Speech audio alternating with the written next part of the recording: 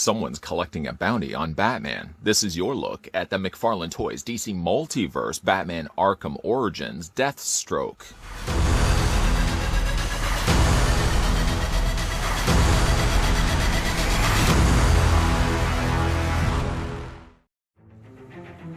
Slade Wilson was the Army's top operative when he underwent experiments that turned him into a super soldier with enhanced strength, stamina, and regenerative powers. When he was dishonorably discharged, he became the world's deadliest mercenary known as Deathstroke.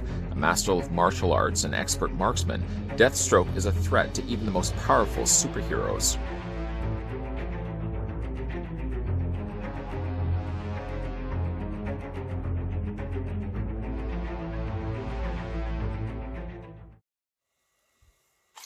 Before we get the review underway of Deathstroke, obviously the first thing we're going to want to do is figure out how tall the figure stands. And most of these figures tend to be about the same height to one another. Deathstroke is just a little bit shorter than the recently looked at Batman Arkham Knight Batman. We're going to stop it right there. To the very top of his head, the figure is roughly 7.6 or 7.5 inches in height. And translating that to centimeters, then you're looking at the figure being almost 19.5, 19.4 to be exact. Speaking of that Batman Arkham Knight, let's just move over Deathstroke, and we'll bring in the Batman Arkham Knight figure that we just recently had a look at. Yeah, as you can see, the heads are roughly about the same height to one another. There's not much that changes there. However, Batman, because he does have the longer ears in his cowl, does give him a little bit of extra reach, gives him a little extra height versus Deathstroke here to his right. Let's run through the figure's accessories, and comparing it over to the Batman Arkham Knight Batman, he doesn't come with as much. He still comes included, yes, with a trading card, the same styling of trading cards that we've gotten with all of these releases from McFarlane Toys. A nice image, as you can see, on the front of Arkham Origins Deathstroke, or basically just a really great looking Deathstroke costume. I really like the design of this one. Still keeping to the classic design and just upgrading it slightly. Really nice artwork there. And then you flip it around to the back. Of course, you've got your stats. Source is Arkham Origins video games from 2013. Think how long, 8 years almost coming up to. 8 years ago, we got Batman Arkham Origins. How old do you feel now? Real name is Slade Wilson. Height is 6'2". So yes, he is the same height as Bruce Wayne. And his weight is a little bit heavier by 10 pounds or 10 15 pounds. He's 225. I believe Batman was 210.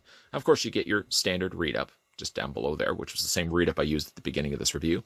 A nice little trading card to come included with the figure. Going to put that into my trading card sleeves. Yes, I am holding on to those. It does come also included with a display stand. Same display stand that did, in fact, come included with Batman. Nothing gets changed here. The same DC logo is down below, printed on the bottom. And you've got your one standard peg. It's going to fit on the underside of his feet. I actually feel like this figure does need a display stand. I'm going to talk a little bit more about that in a second. Just what you want to see on the back. Fingerprints, and lots of fingerprints. I'm going to put that to the side. He does also come with his last accessory, and that, of course, is his sword. The sword is really nice. I do like the design of this one. I like the darker nature of the silver that they went with. Instead of going to a really bright silver, they actually went to almost more of a tarnished gunmetal color. And you can see that's been painted on. My guess is the entire sword's all done in black plastic. And then, of course, yes, just the blade itself was the only thing that really went in with a paintbrush and actually painted that in that dark gray. I would almost even say like the hilt, the handle of the sword is a little bit too big. It is a large handle, although his grip is also quite large also. You can go ahead and take the sword.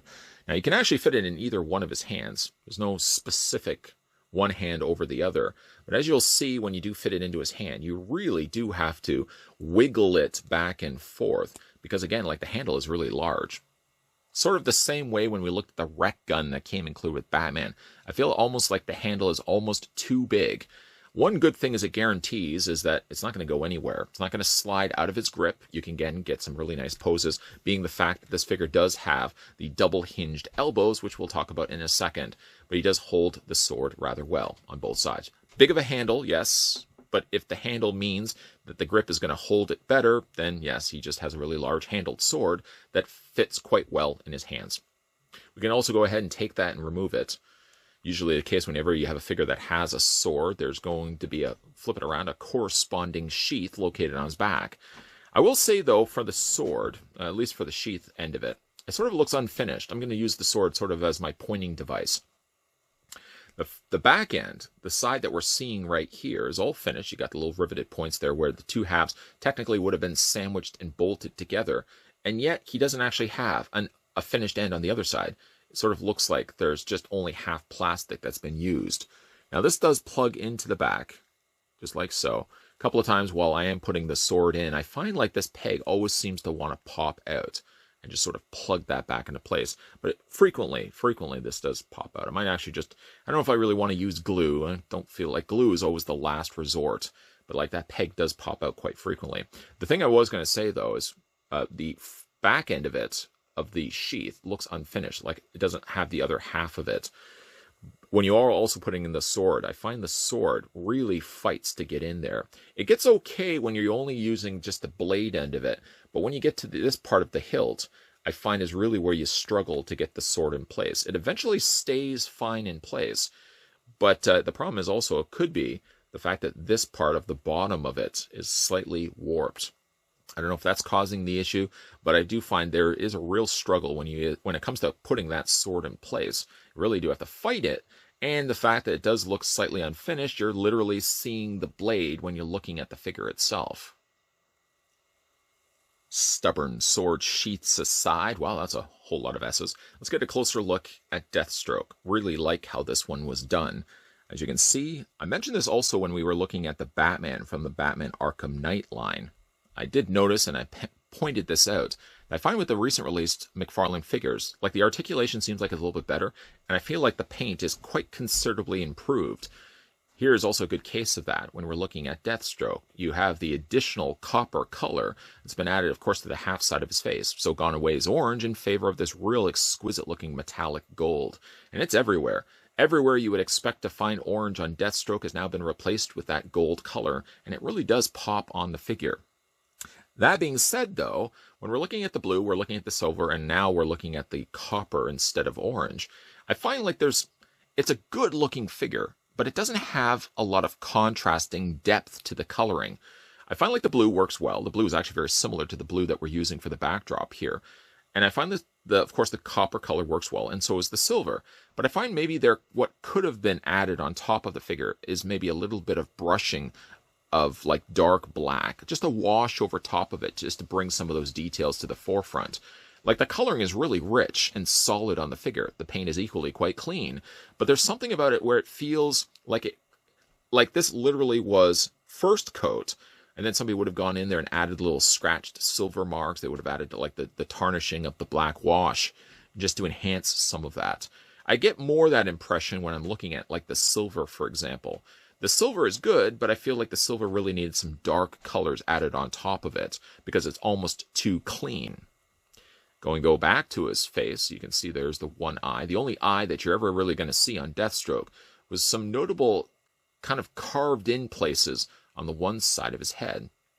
The texture that they managed to incorporate to the plastic is really good, especially on the blue side. You can see right there.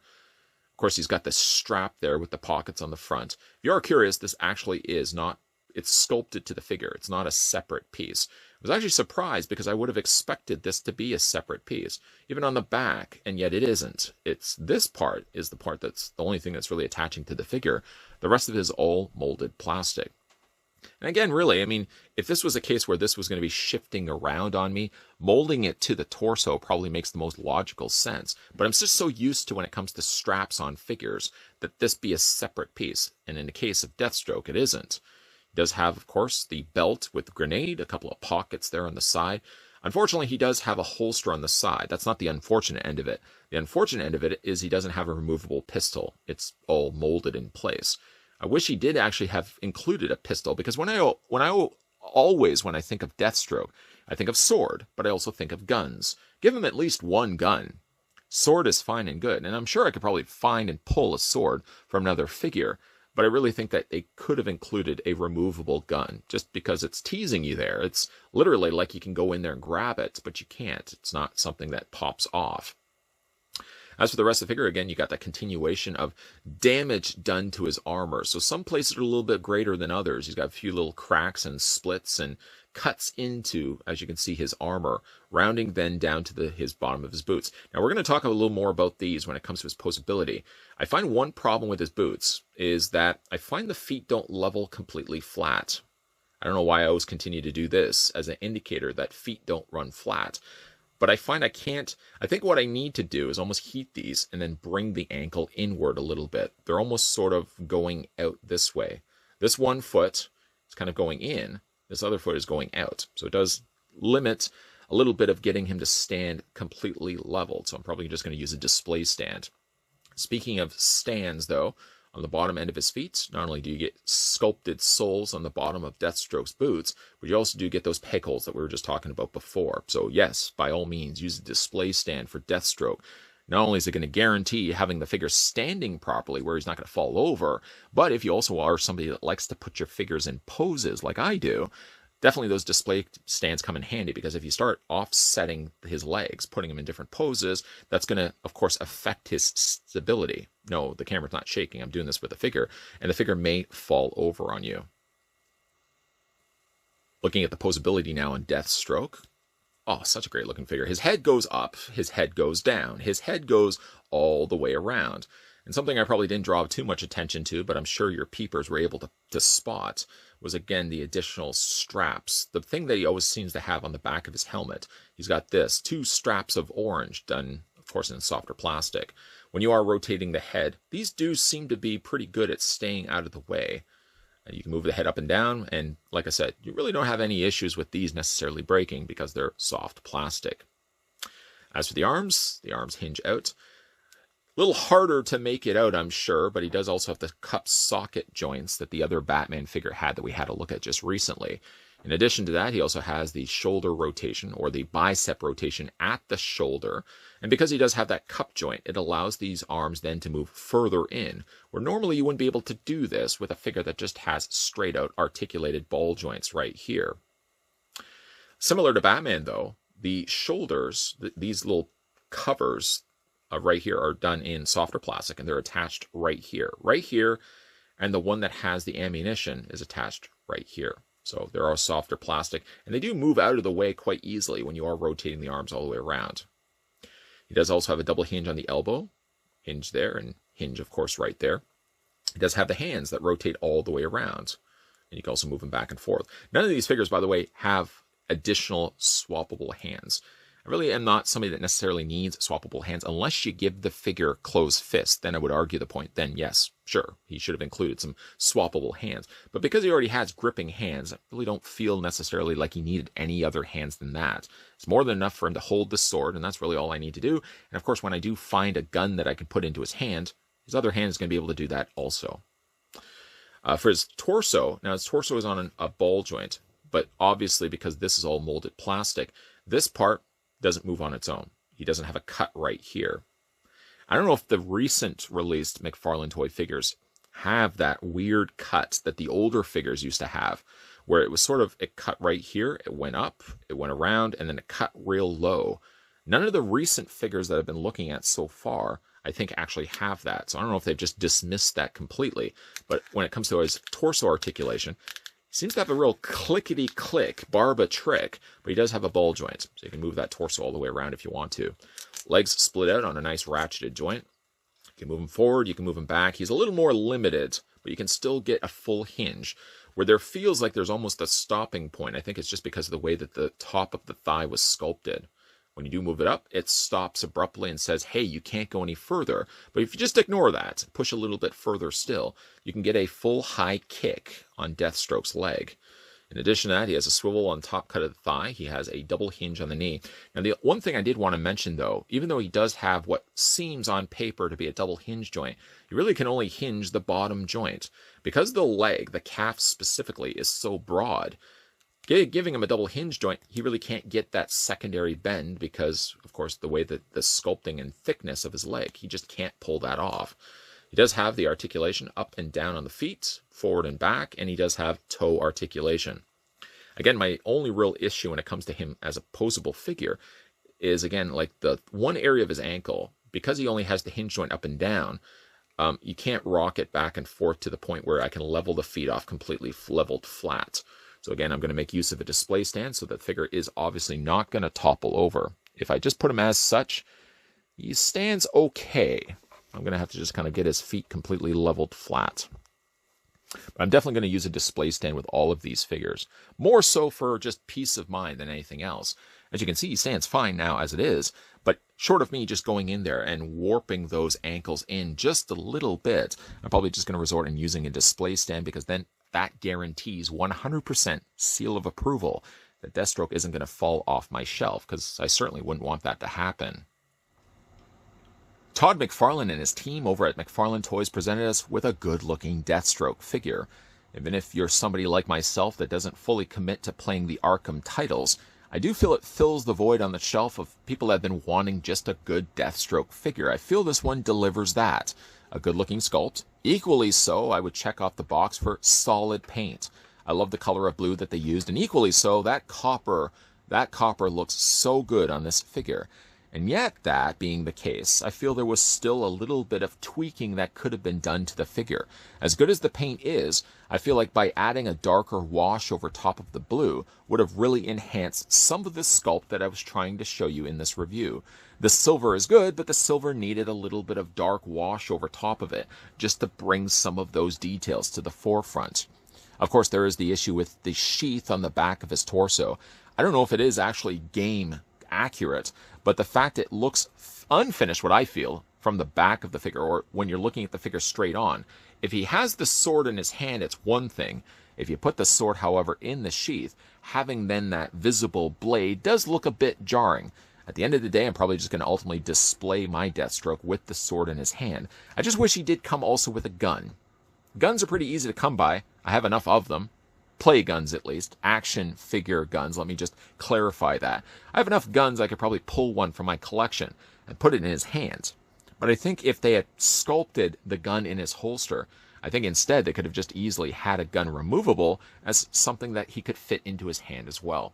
But a great looking figure. Really glad that I was able to pick this one up. Now, like I said, here in Canada, we're a little later when it comes to getting this stuff. Finally, at my local EB Games, I have them on pre-order, so they give me a call, a ring-a-ling, and they said, hey, we got some new DC Multiverse figures. You want to come in? And a puff of smoke was left in my chair where I had left quickly, jumped in my car, and drove all the way over to EB Games. And I was able to pick up this figure, as well as 4 others that we're going to be having a look at in the upcoming reviews.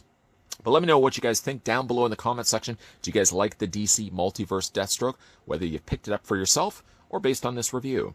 Also, if you're new to the channel and liking all the content you're seeing, consider then the idea of hitting that subscribe button down below. You already have? Fine work. Help yourself to a brisk.